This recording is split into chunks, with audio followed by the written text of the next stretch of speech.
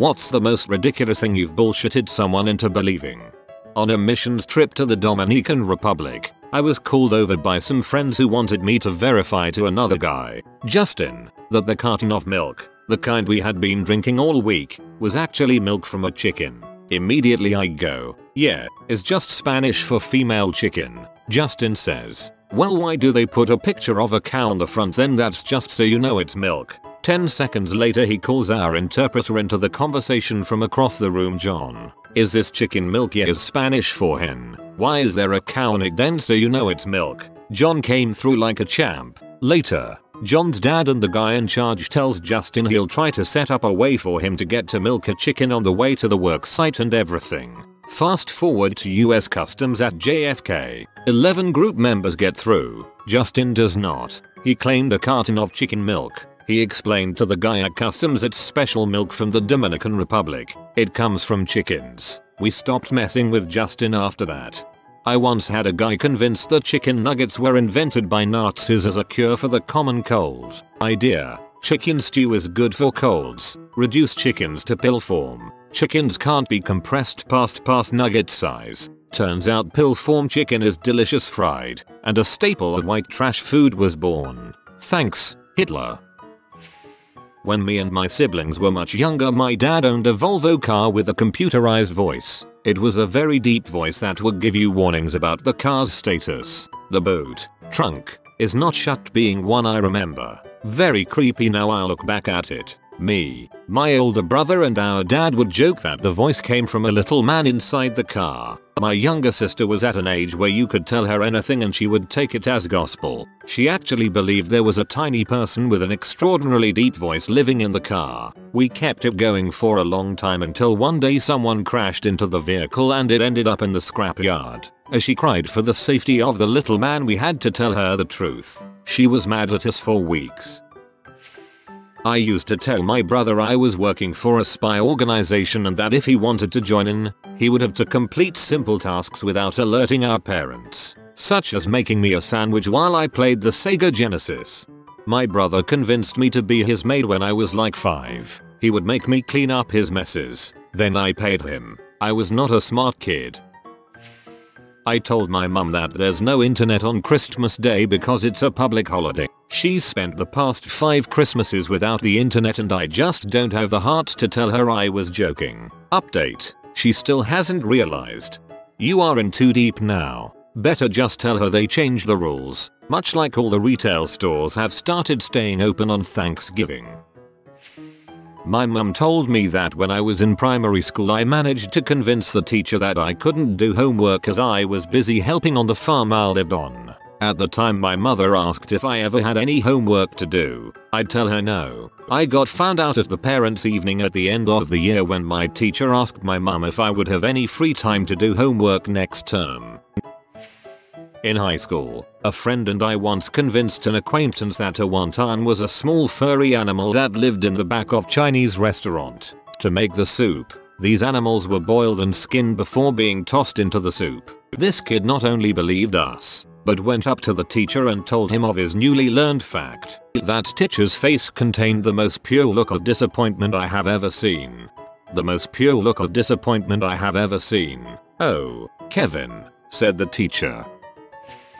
So this happened when I first started dating my wife. I was from a small town in Ohio. She's from Long Island. It was winter break of freshman year and I was going out four-wheeling with my older brother. When we were done I called her. She was back in NY, and she asked how it was. On a whim, I told her it was good but we ran into the woods people. I went on to explain how these people lived in a hunting shed we had in the woods behind our house. They never really bothered us. We didn't bother them. They sometimes left beer cans and other trash around the woods but otherwise we didn't really see each other. I also told her how each Christmas they make a homemade wreath out of twigs and dried grass and leave it on our porch. She believed every word of it. She did ask why there were people living there and I went on to explain how they were descendants of very early American settlers who moved into the Appalachian Mountains and just stayed there. I called them something like Malingans or some crap like that based off something I saw on History Channel the day before. The story doesn't stop there. Not only did she believe me, but when she told her parents they believed it too. They went on to tell everyone they work with how their daughter was dating a guy from Ohio who has people living in his woods behind his house. The day before I picked her up from the airport, I went into the woods and made a pretty convincing wreath out of sticks and dried grass. When she got there I showed it to her and she was amazed. I couldn't help laughing and had to tell her the truth. She was not happy. That was 8 years ago. We are married now. There must be something wrong with her. Haha, that's exactly the same kind of bulls I pull on my wife. You know how there's those silly dumb laws, like in Oregon, ice cream may not be eaten on Sundays, or in Texas, it is illegal for one to shoot a buffalo from the second story of a hotel. When we were visiting Peel Harbor, my dad convinced me that there was a dumb law on the books that said on the grounds of the USS Arizona War Memorial, the United States shall officially remain at war with the Empire of Japan. He pointed at a bunch of Japanese tourists and said that, technically, we were still allowed to kill them, as long as both us and the Japanese people were actually within the memorial. He went on to say, of course, it would be a terrible thing to do, and nobody wants you to do it. I'm just saying, if you pushed one of them into the water, the only thing they could charge you with is littering. Then my stepmother whacked him in the back of the head and said, shut up. He's going to actually do it, which I found very offensive, because obviously I'm not just raring to murder strangers, restrained only by the law. They could only charge you with littering. Haha, wow. I once convinced the Midwestern girl I was dating that in my country we all drop to a knee and jazz hands at the end of the Nigerian national anthem.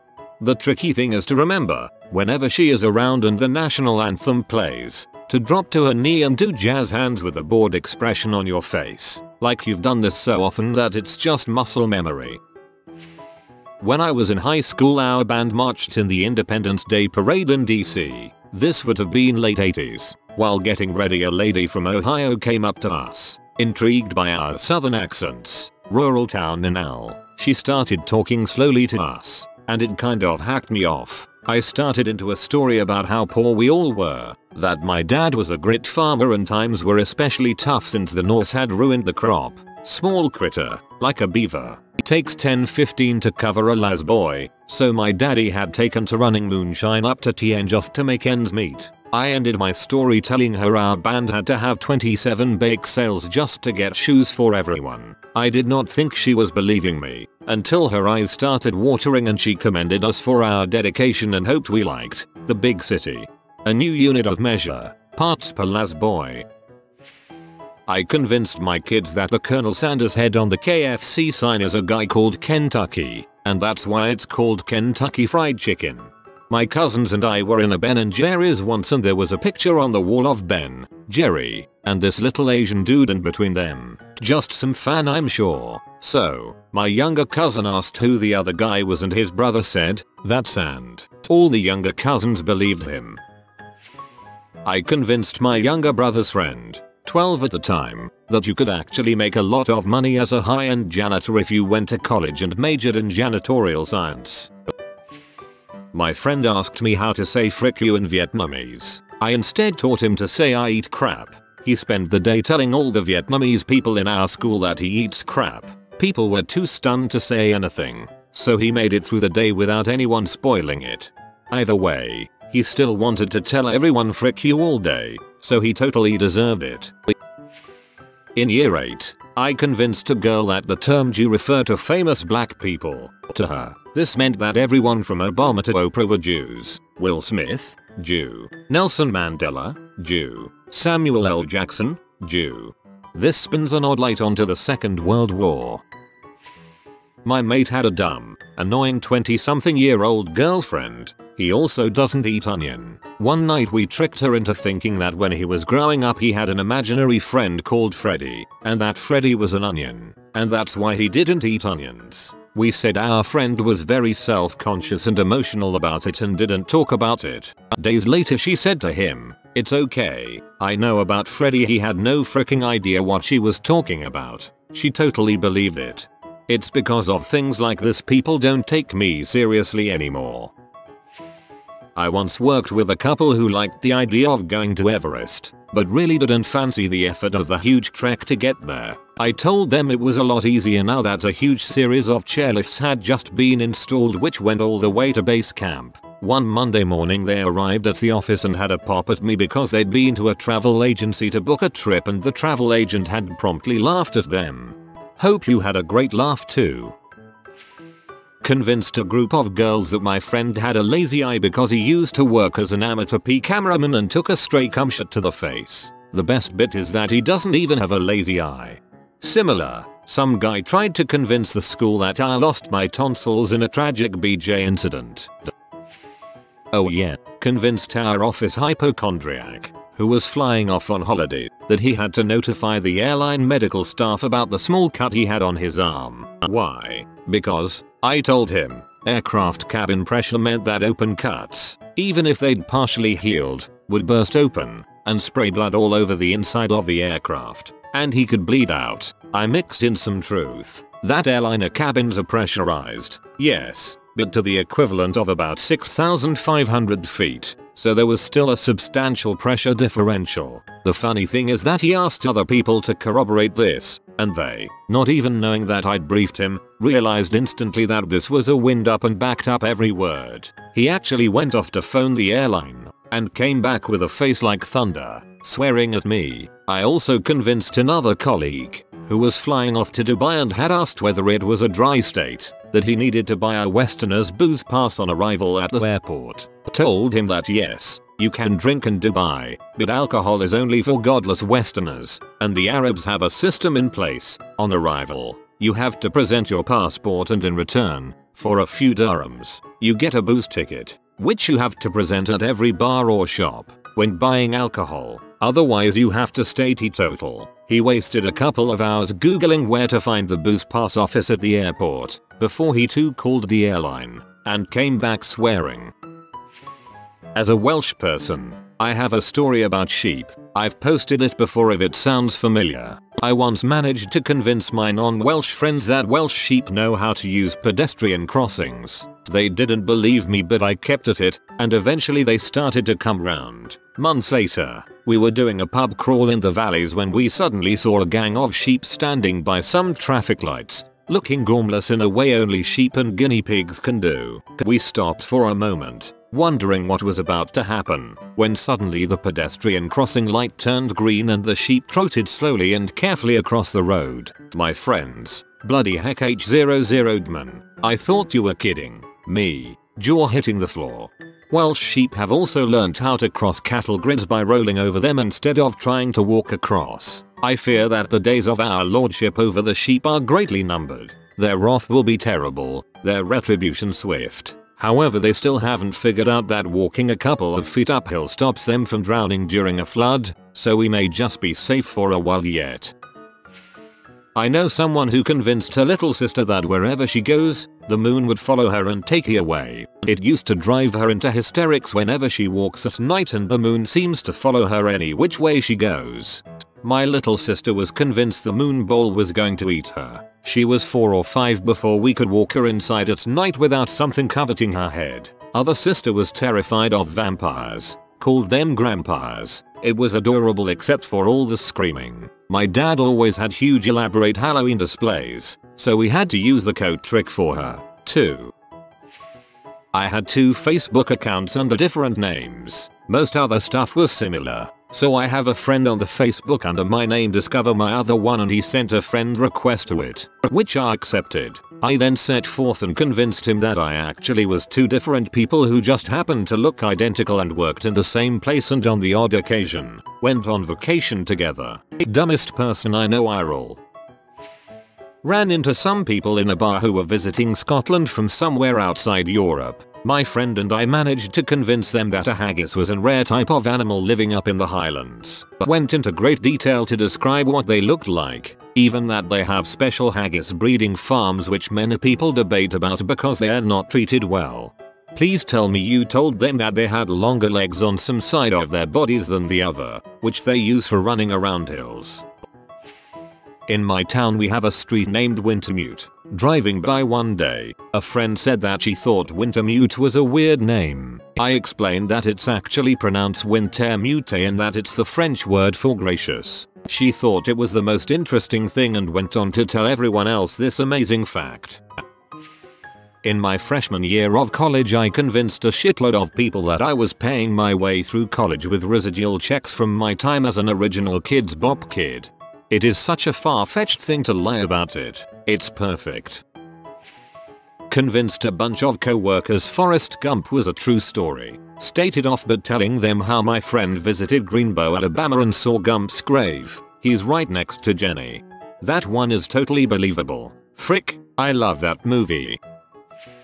There is a girl I work with who is extremely gullible and pretty much believes anything that sounds even sort of plausible. So me and my roommate, who also worked there, would come up with lots of vaguely believable things to tell her. Things we successfully convinced her of, that North Dakota is the highest elevated point in North America, and as a result the moon appears 20% larger in that state. Most of North Dakota's money comes from their moon viewing tourism industry. The name Manuel is Spanish for bagel. We work at a Tim Hortons, so every once in a while she would hand someone a bagel and say, "Here is your Manuel." That we shouldn't use the word chisel because it's a racial slur against mixed race African Asians. That my roommate was feral as a child 6 months after being lost in the woods, and that his speech impediment was a result of the language delays that feral children acquire. There are more. I will ask my former roommate on Facebook to remind me of the others. Your Manuel story reminded me of a story. I work in a restaurant, and sometimes we get customers that only speak Spanish. Our register girl wanted to know how to say "here is your order" in Spanish. One of the guys told her, so she takes the food out and tells the customer, "Gracias. Tengo un bigote. Thank you. I have a mustache." Showing my Asian families around and drove by some large farms. Told them those gained hay bales wrapped in plastic were gained marshmallows, and they harvest those to cut them into small marshmallows. When I was about 12, I fell off my bike and the front tire tore up my calf pretty bad. There were like 8 or 9 cuts, all spaced evenly, kinda circular, and laid out in a curve. I snagged to convince a shocking number of people that it was actually a shark bite. I convinced a girl I was dating in the early 90s that the song Pearl Jam's song Even Flow was a homage to the popular baby supply company Even Flow. Broke the lyrics down and made them all metaphors for the wonder and awe in a newborn baby's eyes, the joy of discovery, etc. She wasn't particularly bright, but she had big boobs. Just like Smells Like Teen Spirit is a jingle for a women's deodorant. I got this Iranian student back in high school to think "goddammit" was the most polite way of saying please. He got kicked out of the library when he used it on the teacher librarian. Came to punch me in the shoulder, but I was laughing too hard. Gimme the book, goddammit. I remember telling my brother cheese could kill you if you ate it more than once a week. He didn't eat cheese for a while. I mean, heart disease is one of the leading killers in America. So, as most of you know, as you should, New Zealand is made up of 2 main islands. The North Island, located, you guessed it, in the north, and the South Island. In our science textbook there was a map of the South Island. Q girl next to me. "What country is this?" I told her it was Afghanistan. She believed. She raised her hand and asked our teacher why there was a map of Afghanistan in the textbook, out loud, in front of the whole class. That, or when I lived in America, and used to bulls about New Zealand the whole time. We ride sheep to school. We only have 1 flight a week which leaves the country, otherwise you have to take the boat to Australia. A drunken night out with 4 mates also led to us convincing a group of girls we were One Direction, who were in town that weekend. Bullshitting is my forte. Username checks out. That you could ride Yoshi in Super Mario 64 if you fell right on top of him from the cannon. My friends tried that far more times than they should have. Holy crap, I did this too. Except I was the one who tried it multiple times. Frick you, Peter. I'm a police officer. When I joined I looked all of 12 years old. Crooks looking for any cracks in the armor would always give me the bulls. You're too young to be a copper. I'd hit back with I'm on work experience from the local school. If you could call them after and tell them how good I was, it would help me pass. Full kit on and everything. I reckon with the junkies it was a good 80-90% hit rate. When my children were all much smaller, I convinced them that it was illegal to supply balloons to minors. I have PTSD and the sound of the balloons popping was terrifying to me, and I didn't want to deal with it. So I told them that they were illegal. It worked quite well, except when we'd be in restaurants and an innocent waitress would sweetly say to them, "Do you want a balloon?" and one of them would say, "Do you want to go to prison?" I'm 6. Little kids are so much fun to troll. I was cooking once and my little sister kept stealing the bell peppers I was cutting up. She was like 3 at the time and still believed most of what I said, so I cut up some onions and asked her if she wanted to try white bell peppers. She still remembers this event 3 years later now and doesn't trust me when I give her some food she doesn't know. I convinced an entire film festival that I was a German director of an indie horror film. I was the sound guy for the festival and he couldn't make it. I don't know if I ruined his understanding of vehicles forever, but I managed to convince my uncle's toddler that red cars go the fastest, and that the exhaust pipes were boosters. I once convinced my wife that Rick Astley invented the selfie stick. A quick Google search told her that I was lying, and now she doesn't trust me when I tell her an interesting fact. My wife still thinks that Peppa Pig was created by Rick Astley's youngest brother. I was at a wedding with my family and convinced my little sister, she was about 8 at the time, that the fancy looking butter for the rolls that came on the plate was ice cream. She wasn't happy with me after that. I hope I'm not too late for this. I have a friend that I frick with constantly, but this time was probably the worst. I convinced him he might have AIDS from putting a ticket in his mouth. We were going into a parking garage with him driving, and when he got our parking ticket he put it in his mouth so he could use both hands on the wheel to make a turn. When he did that I quickly said jokingly, "You don't do that. That's how you get AIDS." My friend then turns and says, "What do you mean?" with a serious tone. It was at this moment that there was the classic angel and devil on my shoulder situation, and I decided I was going to commit as this was too golden of an opportunity. I told him that paper cuts are common with tickets, and AIDS can live for a long time on paper. These tickets were recycled often, so there was a chance that at some point one of the tickets could have become contaminated. Furthermore, the capillaries in your mouth and lips are closer to the surface, which causes the redness in them, but also makes it easier to pass things through into your body. This all occurred over a nice dinner,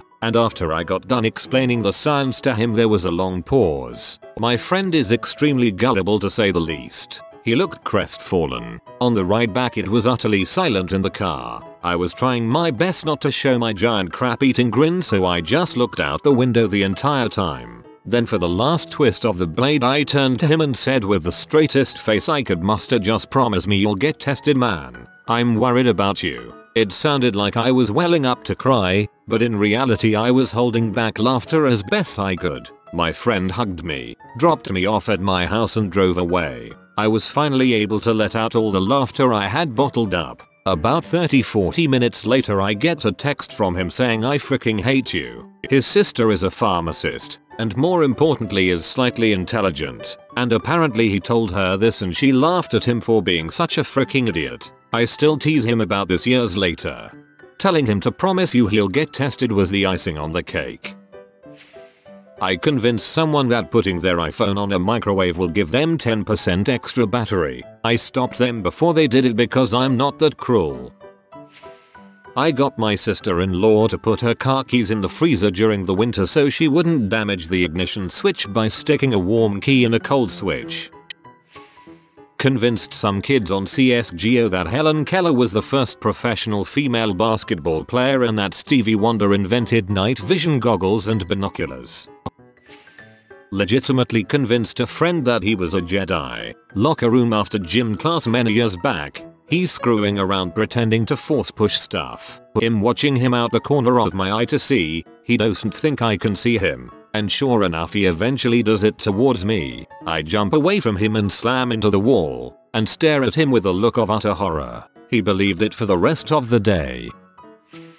I once had a fairly gullible roommate. Said roommate was a bit of a mooch and always wanted to split food with whoever was cooking regardless of what it was, just so he didn't have to prepare his own meal. Pizza was his all-time favorite food. Didn't matter if it was frozen, delivery, etc. I had just returned from my accounting course and wanted to make some lunch, so I threw a pizza in the oven. I was the only person in the apartment, had 2 other roommates, and he walked in after his own class and smelled the apartment. He smelled my pizza cooking, but also saw me eating a bowl of spinach on the couch. "Are you cooking a pizza, number?" So he knocks on our other roommates' doors to ask if they were making a pizza, and they weren't there. "There is no one else here. That has to be your pizza." "What are you talking about? I'm not making a pizza. Is there one in our oven? Can't you smell it?" "No, I have a cold. I can't smell anything." He proceeds to open the oven and takes note of the pizza I'm cooking, its toppings, and notices the timer is only a couple minutes away from expiring. If this isn't your pizza, and no one else is here, then who the heck is using our oven to cook a pizza? Beats me. The door was unlocked when I got here, but it's not my pizza. I'm going to go ask around. As my roommate leaves the apartment to go ask our neighbors if they are using our oven, I proceed to eat a couple slices of pizza and store the rest in the refrigerator. As I'm eating my slices, my roommate returns. "You're just eating that random pizza?" "Yes, you stupid crap. It's my pizza." Rage ensues, and I shared a slice. "Better Welder Bean." "Yeah, the guy who made it gave me a slice. You just missed him." If you are new to the channel, you can subscribe. I publish new videos every day. Until then, check another video.